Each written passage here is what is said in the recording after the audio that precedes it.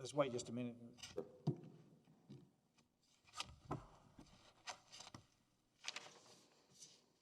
Okay, Mr. Fagan. Thank you. Good morning, Your Honors. This is a case that the temporary insurance agreement cannot be viewed in a vacuum because Ameritas, as a life insurance company in Louisiana, has to comply with Louisiana law in connection with its forms, its policies, the substantive provisions, and in the absence of those provisions, Louisiana law is going to be incorporated into the agreements. That's important here because the TIA, Temporary Insurance Agreement, conformed with Louisiana law. And actually it went a step beyond it. Louisiana law would require somebody like Russell Thomas to obtain an insurance policy on the life of his adult son to get that son, Deshaun Murphy, to sign the application. And Louisiana law also allows consent to be expressed, but it has to be done in either case to effectuate the policy. That's the only way the policy can be issued. So the TIA and the application itself for that and the documents are narrower, and there is a right to do that contractually. There's freedom of contract. It shouldn't be more onerous for the insured to do that. So here, that's exactly what the policy said, and that's where things fell apart here, because even Mr.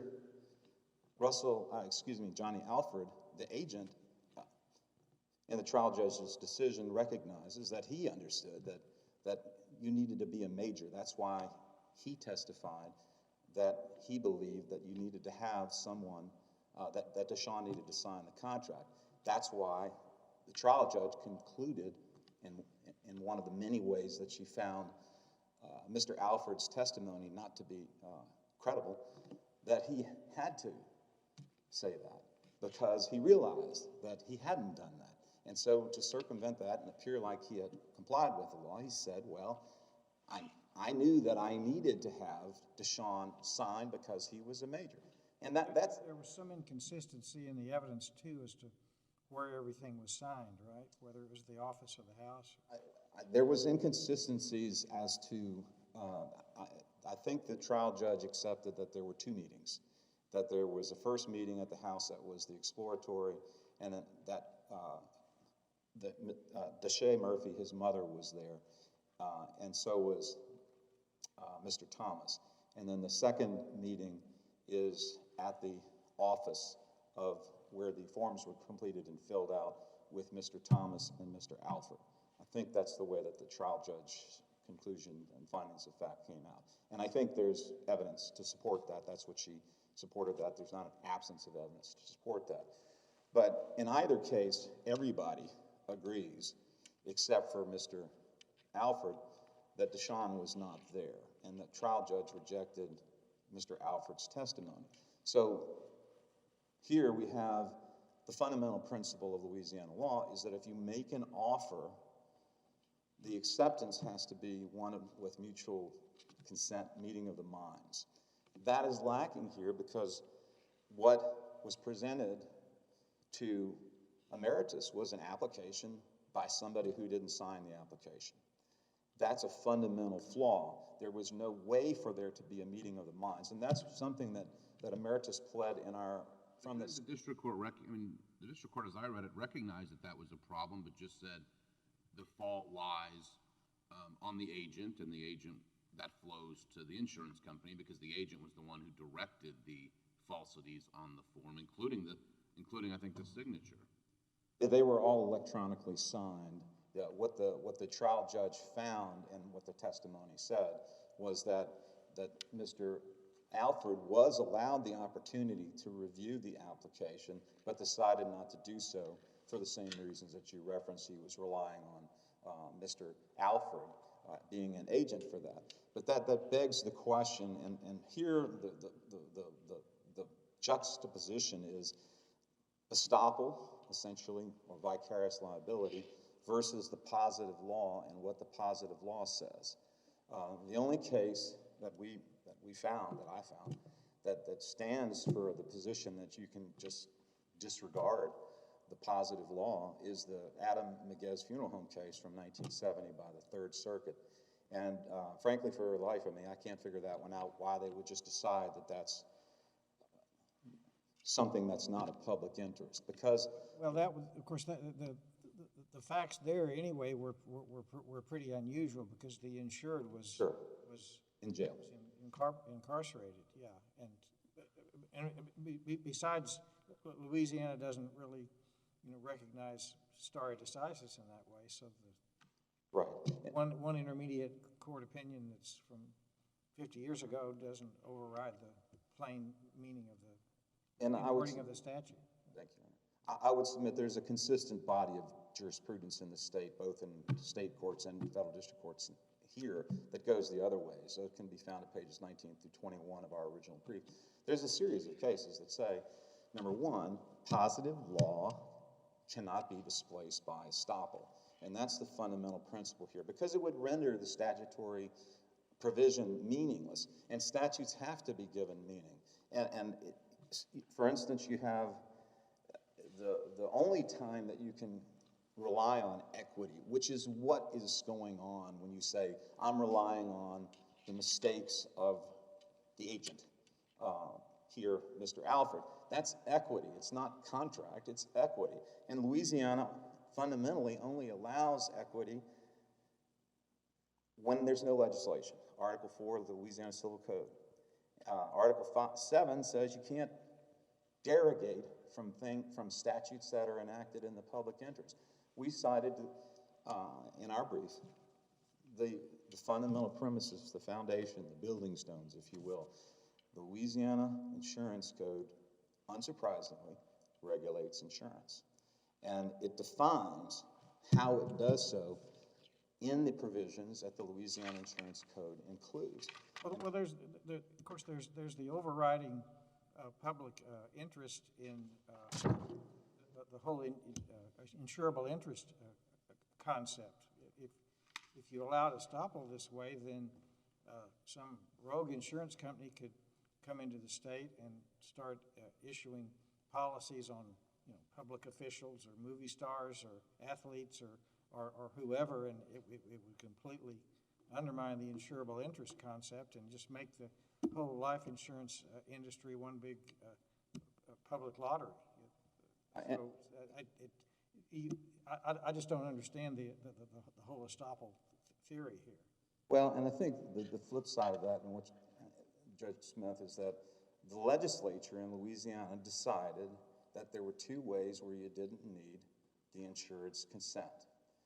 Number one, if it's a minor, and that makes perfect sense under Louisiana law, because the Louisiana Civil Code allows parents, generally speaking, unless there's divorce or something like that, but they're always going to allow some adult or parent or representative to act on behalf of the minor. The other instance, and it's very narrow, very limited, is the spouse. And in those two instances only is the requirement for an insured to sign the application or consent thereto, is what it says, something that can be avoided. Otherwise, it has, and that's what we have here. We have a major son who had no idea, in the testimony everybody agreed, Deshaun had no idea what was going on. He wasn't in the room except according to Mr. Alfred, and the trial judge correctly rejected that. And so you have a circumstance where you have a policy that the testimony by the Ameritas representatives is we would never have issued this policy had we known the truth. And the truth is that the statute itself says that it is void. You can't write a policy that insures the life of another unless the insured signs the application or consents thereto, and there's just no evidence there. Now, what do we do with the lack of the medical records, medical history? Pardon me? What do we do with the failure to provide the medical history? Wasn't that a requirement? There were, Your Honor, and those to me, frankly, I think that unless the court finds that there was some skewing of the trial court's view of the law, which I think there was, because basically the trial judge said anything and everything that this agent did that was a mistake is imputable and to Ameritas. There were many credibility calls about who she believed, and I don't think that those credibility calls about who said what are things that per se can be reviewed. But there are some fundamental things that there were omissions that would have been material to Ameritas had they been disclosed, and those were in the testimony of Robin Waller, who indicated when and under what circumstances. So, and there, I think, as the panel knows from the briefs, there is a plethora of things that were not disclosed about this young man's prior medical history at all. And that falls back, and the trial judge fell back on the syllogism, well, if it was, I just didn't believe Johnny Alford. I think that information was told to Johnny Alford, or it's inconsequential. But from Ameritas' point of view, it was not. These were all material facts. There were so many things that were omitted and so many things that were not true that would have borne on the risk, obviously. Going back to your consent argument, I saw the district court didn't cite that Louisiana statute 22856. Did you raise it below? I mean, I know the general issue of consent I saw was raised below in terms of there's no valid contract without consent, but did you argue it was a statutory violation below? Not expressly. The Adam Miguez funeral home case was cited and discussed before the district court. It did include that discussion on that statute, and that's where, where it was raised before. So I think the issue was before the district court in that sense, and the district court basically relied on Adam Miguez, and again, it fell in with the Adam Miguez funeral home. And again, fell in line with, well, follow that case, you can stop it. It was. But you didn't say finding insurance contract here would violate 22856. Not expressly, no.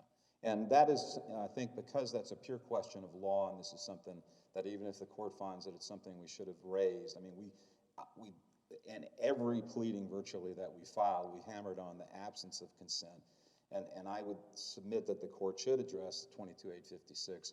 Because it's precisely consistent with the application itself. I mean, the TIA conforms with that statute and its requirements. So this court can consider things even though they were not expressly briefed below. I mean, the issue was considered, it just wasn't expressly briefed in that sense. And the court followed the Adam Miguez case, which the Third Circuit rejected any notion that just because they didn't comply with the statute, that didn't preclude the estoppel doctrine from applying. There were other policies taken out on this same person, right? There were other, I believe there were. What I'm about to ask you is what does the record in this case, if it does, and if it doesn't, just say it doesn't say so. What does the record in this case tell us about what happened to those other policies? Were they paid, or what happened? Well, I don't think anybody else died. Any of the other children died, so I'm unaware whether they paid. I think the fact that there were other policies applied for was definitely presented during the testimony. What I don't recall, and I'm sorry, I meant to review the complete record yesterday. We had a little power outage downtown that kept me from pretty much accessing anything. But I don't believe any of the other applications were submitted. I think it was referred to only in general. So, but I think that the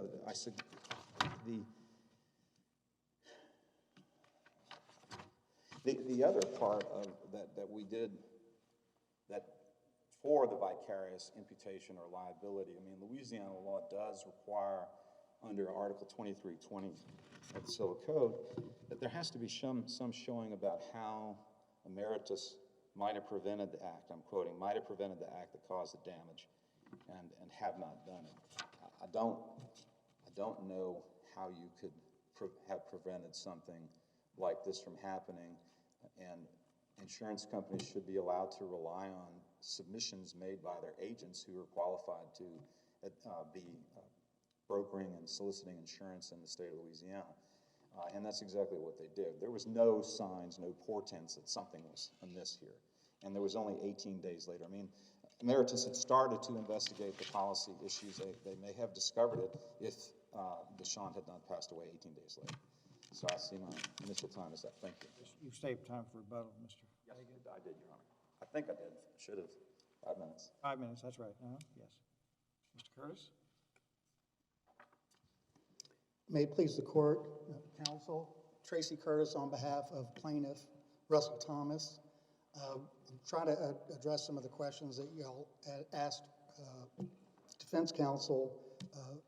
Honorable Smith, he asked about the record, what it said about the other policies, whether they paid or not. Are you talking about the mother's policy? The mother had policies on Deshaun, is that what you're talking about? Or are you talking about the other policies? I'm just talking about the policies on Deshaun. Yeah, so Deshaun's mother had policies on Deshaun. Did I say, yeah, it's not in the record. Okay, that's fine. That didn't come up. It's on the record, that's fine. And I didn't know if you meant, though, the other policies, because Ameritas didn't just sell this policy for Deshaun. 2 other adult children of plaintiffs were also written, Asia, A-Y-S-I-A, and Nicholas.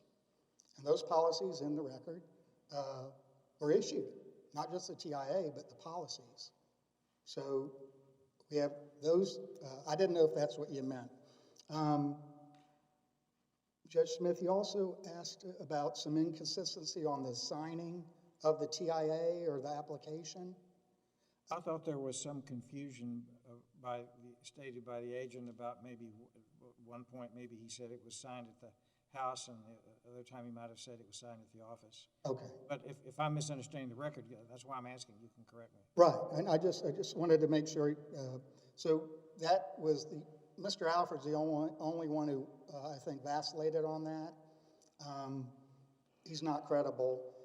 Uniformly, though, the evidence is that the signatures were all by computer, electronic signatures. But Deshaun never signed anything, right? No, Your Honor, he didn't. Well, he didn't, but did anyone?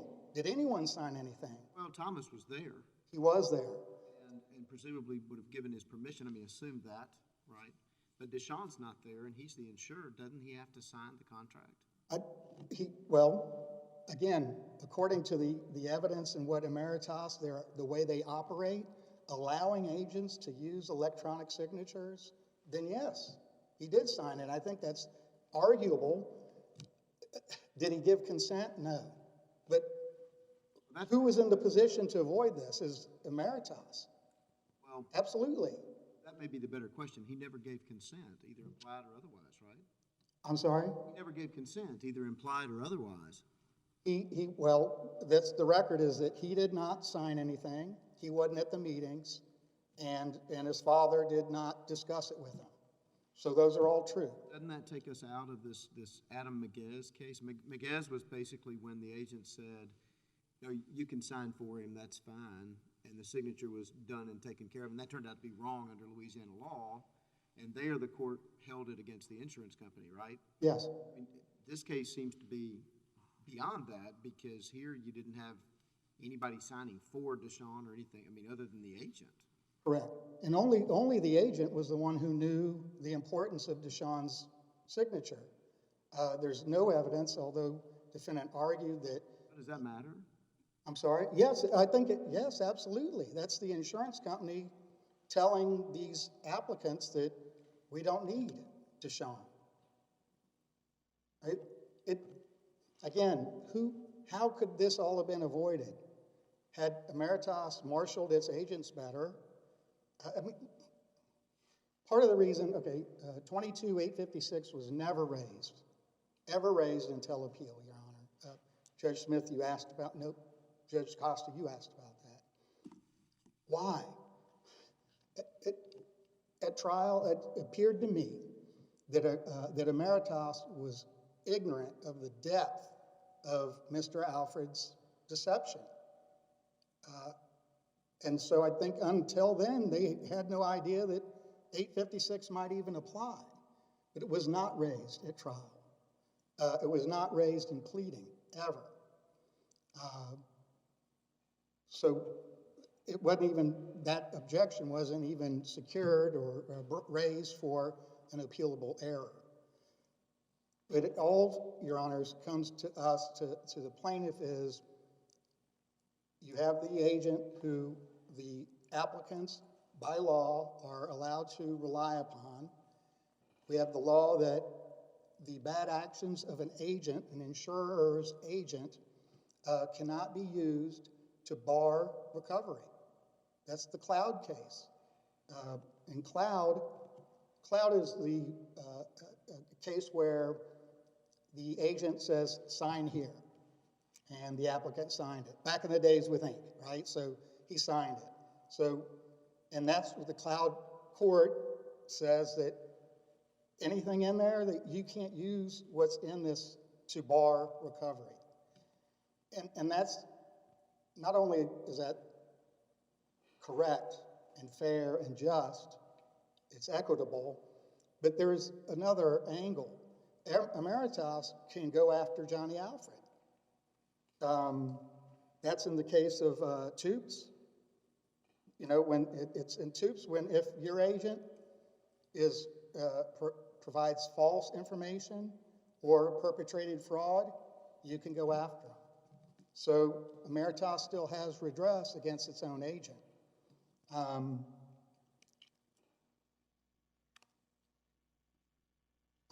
And I really do think that it does boil down to the 856.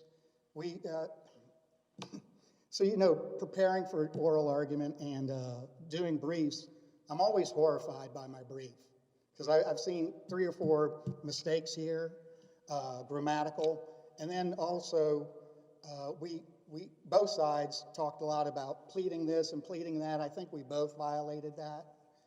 So it really does, I think, come down to 856. The statute doesn't say that it's void. The statute actually talks about application.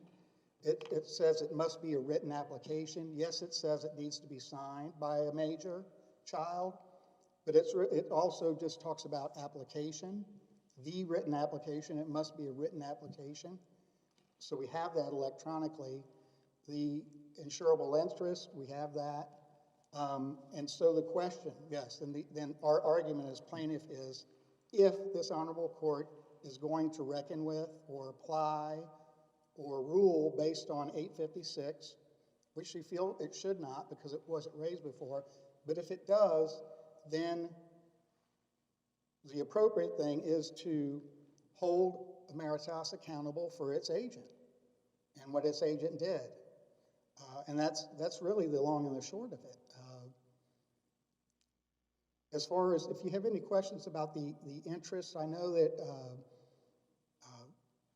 defendant, appellant says that they shouldn't be required to pay interest because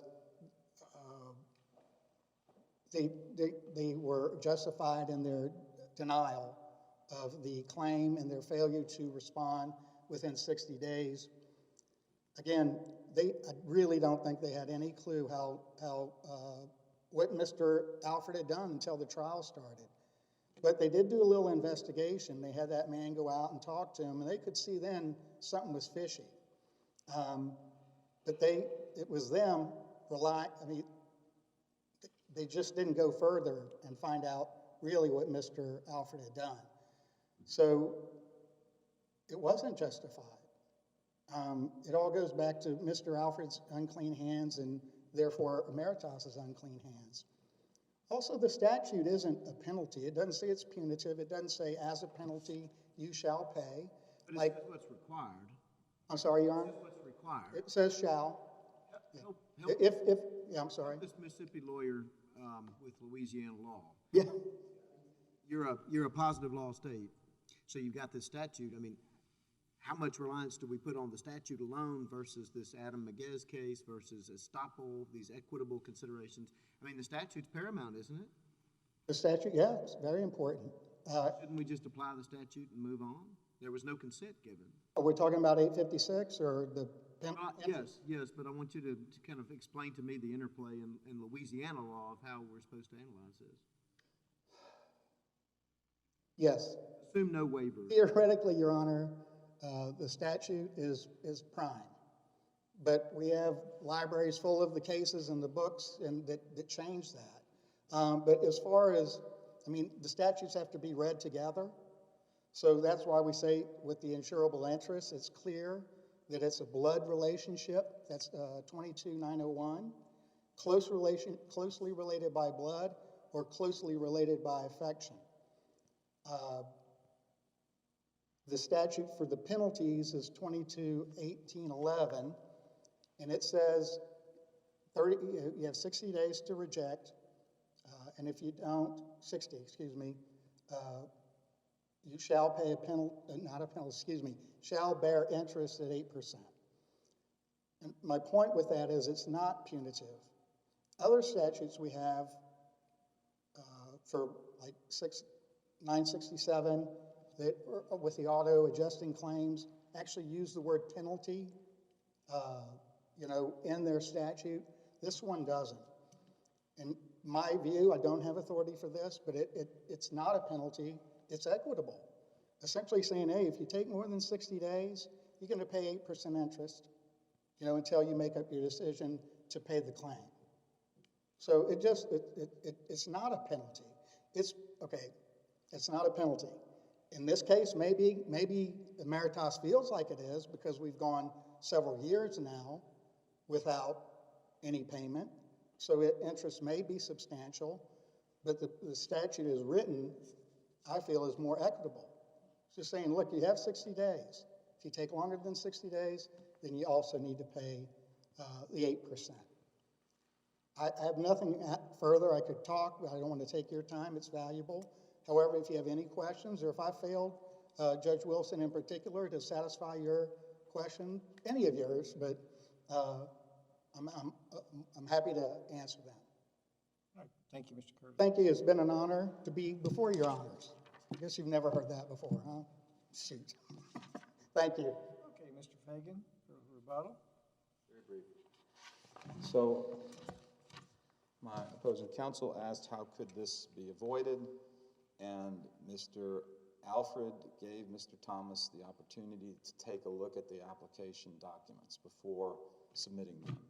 And had he bothered to look at that, which was incumbent upon him to do, I submit, he could have seen that this is all these references to Deshaun, and Deshaun wasn't there, and everybody knew that. And so that's one answer to the question. I want to be more specific, Judge Costa. The Adam Miguez case was cited by the plaintiff in opposition to the motion for summary judgment that Ameritas filed. So that site can be found at record ROA 713.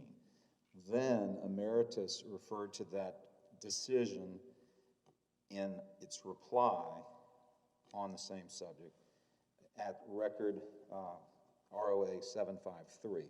So, as I said, and that was, as you know, the Adam Miguez case actually dealt with the predecessor statute. So it was 22-613 and 22-616, but they're the same. And one thing I did want to mention and to emphasize the point about the insurable interest, it's hard to figure this out, but I believe that the 1995 amendments to 22901, the predecessor to that, actually put the reference to 856 in the statute as part of what is an insurable interest. And then if you look at 856 itself, to Judge Smith's point, it actually refers to insurable interest in the context of a minor child. And that's when you do not have to have an application. And I also, what's being requested, I think, by the appellee is exactly what the Louisiana Supreme Court says should not be done, which is disregard public policy decisions underlying legislation or to reweigh balances of interest and policy considerations already struck by the legislature. The legislature has made, and that's the Travelers versus Joseph case that's cited in our brief. The legislature here made the decision. They decided what was the bar and what was the threshold and what was the prerequisite for anyone to apply for insurance on the life of another. And they said the only time that you don't have to get the insured to sign that is if it's somebody who's a minor or your spouse, and that's it. And that's why this whole house of cards falls apart here, because the court should not uphold, and it would be a miscarriage of justice to uphold a policy that would be in contravention of Louisiana law. In a world of electronic signatures, I'm curious, someone makes a claim on a policy, your people open the folder, the file, and they see electronic signatures. How does your company even know to suspect that the person being insured didn't sign it? There's no way of doing that from the electronic record itself, if that's what you're asking. That can't, any more than you could look at Just in the course of an investigation into the claim, they discover that. It was, yes, it was later that was figured out. Judge Costa, you couldn't figure that out any more than whether somebody had actually physically forged a signature on a hard copy either. It's the same. You don't discover that sort of thing usually on its face. So unless the panel has any further questions, I thank you for your time. Thank you, Mr. Fagan. Your case and all of today's cases are under submission, and the court is in recess under the usual order.